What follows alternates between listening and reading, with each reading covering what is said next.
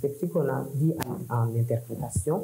La superposition de ces vibrations donne des franges d'interférence. Okay?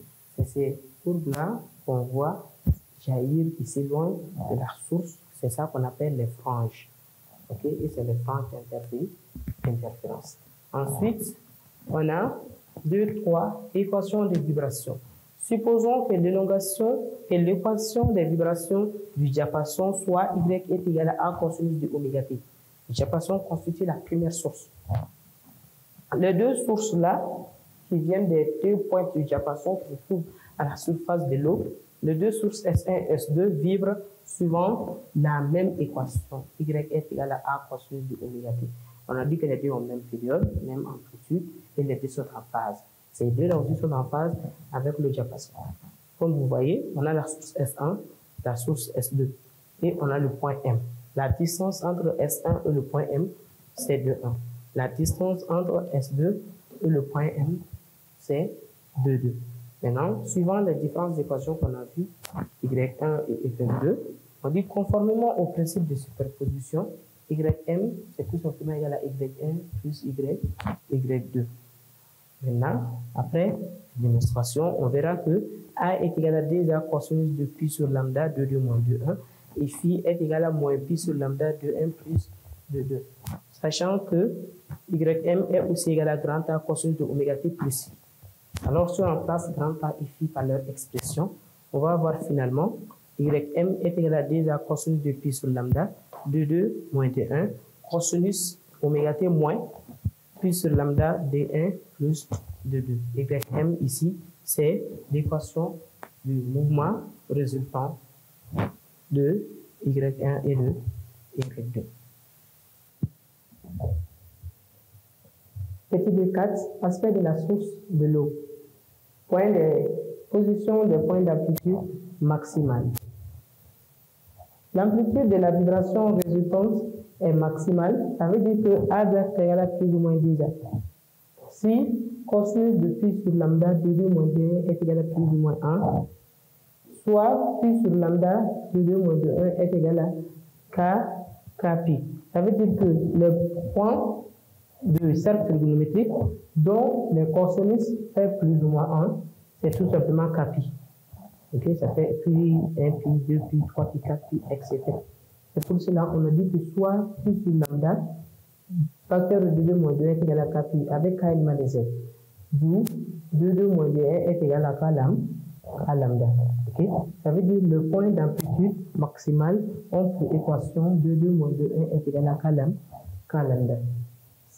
Ces points d'amplitude maximale constituent une famille d'hyperboles du foyer S1 et S2. Par ailleurs, si K égale à 0, nous obtenons 2,2 moins 2 est égal à 0, ce qui implique que 2,2 moins 2 est égal à 2,1. Ces points sont situés sur la médiatrice du segment S1 S2. Ensuite, on a position des points d'amplitude minimale. L'amplitude de la vibration résultante est nulle si 2A cosinus de pi sur lambda de 2 moins 2 est égal à 0. Ça veut dire que les points d'amplitude minimale, leur amplitude doit être égale à 0. Alors, parce qu'on va avoir cosinus de pi sur lambda de 2 moins 2 est égal à 0, ce qui implique que les points qui se trouvent sur le cercle trigonométrique, dont leur cosinus est égal à 0, ça donne pi sur t plus Kpi. Parce qu'on a pi sur lambda de 2 moins 2 est égal à pi sur 2 plus Kpi, ce qui implique que 2 moins 2 est égal à pi lambda plus lambda sur 2. Ça, c'est l'équation de point d'amplitude minimale. Si K' est égal à 0, on a 2 moins 2 est égal à lambda sur 2. Les points immobiles se trouvent sur un réseau hyperbole de foyer S1 S2 intercalé entre les hyperboles d'amplitude maximale. Ça veut dire après chaque amplitude maximale, chaque point d'amplitude maximale, on a des points d'amplitude minimale. Ensuite, on a des points d'amplitude maximale.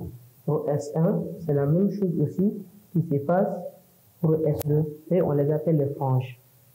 Okay. On a les franges d'amplitude maximale, les franges d'amplitude minimale. Ensuite, ND, deux sources sont dites cohérentes si leur déphasage reste constant, c'est-à-dire ne varie pas au cours du temps. Leur déphasage, ça veut dire si leur Pi1 moins Pi2 ne varie pas avec le temps, parce qu'on dit que les deux sources sont cohérentes. Deux sources sont dites synchrones si elles ont la même période. Si deux sources ont la même période, alors les deux sont synchrones. Ensuite, en conclusion, on dit condition d'interférence mécanique. Pour qu'il y ait une interférence mécanique, il faut que les deux sources doivent être cohérentes et synchrones. Ça veut dire que les deux, leur déphasage doivent être la même. Eux ne doivent pas varier avec le temps. Eux doivent être synchrones. Ça veut dire que les deux doivent avoir la même période. Raison pour laquelle on a dit pour avoir le phénomène d'interférence, les sources doivent être synchrones et cohérentes. Ensuite, point final. C'est tout pour la leçon d'aujourd'hui. À la prochaine, Inch'Allah.